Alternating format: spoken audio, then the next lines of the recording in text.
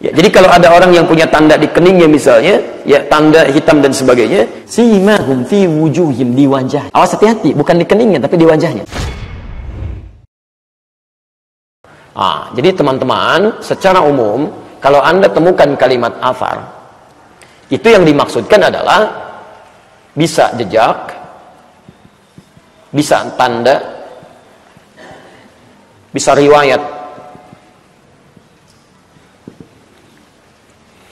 Ini riwayat, ada ma'thurat. Pernah dengar zikir ma'thurat?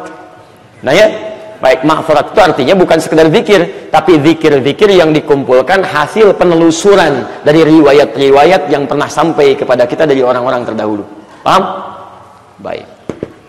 Athar lagi, misal jejak, tanda dari satu aktivitas yang nampak.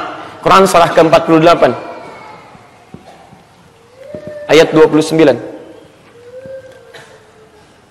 Muhammadur Rasulullah walladzina ma'ahu asyidda'u 'alal kuffar ruhama'u bainahum tarahum ruk'an sujada yabtaghuna fadlan.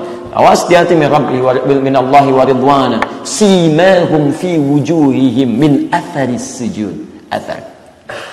Umat Nabi Muhammad itu sallallahu alaihi wasallam, Masya Allah, tegas kepada yang menyimpang, berkasih sayang dengan sesamanya, kan? Hati-hati. Jadi kalau ada orang yang berkasih sayang dengan yang menyimpang tapi keras pada sesamanya, itu bukan bagian dari sifat umat Nabi Muhammad SAW. Awas, yang menyimpang dibela, dimacam-macam dan sebagainya. Ya Masya Allah, yang baik-baik malah pada diusirin, ya, kemudian diselisihi dan sebagainya. Ada sesuatu yang salah di situ, harus diperbaiki. Mumpung masih hidup seharusnya segera tobat sebelum meninggal. Kalau sudah meninggal susah, gitu kan. Baik. Kemudian lihat kalimatnya, tarahum ruk'an sujada, dan mereka berlatih untuk mendapatkan sifat itu dengan menyempurnakan ruku dan sujudnya. Lalu bermohon kepada Allah untuk mendapatkan keutamaan baik dunia ataupun akhirat. Simahum, ada tanda. Simahum fi wujuhim, di wajahnya. Awas, hati-hati, bukan di keningnya tapi di wajahnya. Jangan ketawa dulu, kita jelaskan dulu, gitu kan. Awas, hati-hati.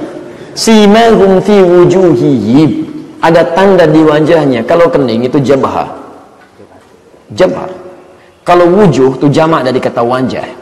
Apa itu wajah? Kalau tidak tahu katakan apa? Masya Allah. Apa itu wajah? Masya Allah. Baik. Yuk kita tanyakan. Wallahu a'lam, Allah yang tahu. Kita tanyakan kepada Allah. Satu, makna wajah yang pertama itu bagian muka dari kepala kita ini.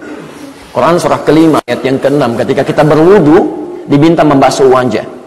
Ya ayyuhalladzina amanu. Surah ke-5 Al-Maidah ayat ke-6, posisi paling kiri sebelah atas. Ya ayyuhalladzina amanu, hai orang-orang telah menyatakan dirinya beriman kepada Allah. Idza qumtum ilas shalah, pakai alif lam lagi salatnya. Jika Anda ingin menyempurnakan salat, fangsilu, maka mulailah basuh wujuhakum, wajah. Lihat wujuh, simahum fi wujuhihim, fangsilu wujuhakum. Jadi kalau diartikan wajah ini kening di sini, maka Anda wudunya cuma basuh ini aja. Tapi Anda basuhkan keseluruhannya dari batas atas sampai ke bawah. Yang ada jenggotnya di selai-selai juga. Ini menunjukkan wajah, makna yang pertama. Yang kedua, wajah itu bisa diartikan adalah bagian yang tampak dari keseluruhan tubuh, dari ujung kepala sampai ujung kaki. Ini wajah. Makanya ketika Anda sholat misalnya, Anda baca doa istiftah, di antara doanya di hadis riwayat Muslim nomor hadis 1488 dari sahabat Ali bin Abi Thalib radhiyallahu taala anhu. Kata beliau, bima makna shallaitu khalfa Rasulillah sallallahu alaihi wasallam. Saya pernah salat di belakang Rasulullah sallallahu alaihi wasallam. Fastaftaha. Beliau membaca doa istiftahnya, wajjahtu wajhiya lilladzi fataras samawati wal ardh. Saya hadapkan diri saya sepenuhnya, wajjahtu, dari ujung kepala sampai ujung kaki. Kalau diartikan cuman ini saja, berarti antum ngadep kiblatnya yang ini aja, gitu kan? Begini. Itu bisa salah. Paham ya? Saya pasrahkan diri saya sepenuhnya dari ujung kepala sampai ujung kaki. Makanya kalau orang mengatakan kalimat wajah itu, maka dia akan pasrahkan ketentuan dari ujung kepala sampai ujung kaki menurut aturan Allah Subhanahu wa taala. Setelah sholat, nggak mungkin kepalanya melakukan aktivitas kecuali ke atas kehendak Allah, menurut ketentuan Allah. Matanya hanya akan melihat berdasar ketentuan Allah. Telinganya hanya akan dengar berdasar ketentuan Allah. Bicaranya hanya akan keluar kata-kata berdasar ketentuan Allah. Jadi kalau ada orang sholat bahasa kalimat wajah itu, setelah sholat lisannya tidak sesuai ketentuan Allah, pandangannya melanggar ketentuan Allah, telinganya melanggar ridha Allah, ada yang salah dalam semua itu, ada yang keliru. Makanya orang yang benar itu sholatnya rukunya, sujudnya, ada athar, ada tampak, tanda. Di mana tandanya?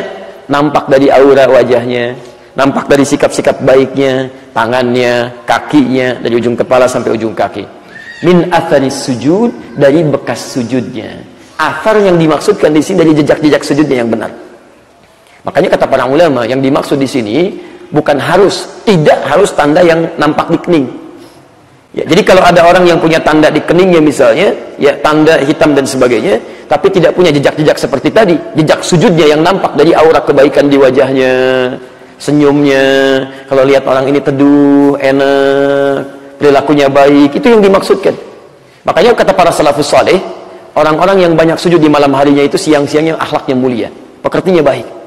Ya, jadi kalau misalnya ada tanda di keningnya, kemudian sikapnya baik, alhamdulillah, ini bagian dari tanda-tanda kebaikan. Tapi kalau di keningnya misalnya hitam, tapi akhlaknya buruk, baru ketemu sudah kecut, ya ucapan salam gak disapa dan sebagainya, misal, maka itu bukan yang dimaksudkan di sini. Paham?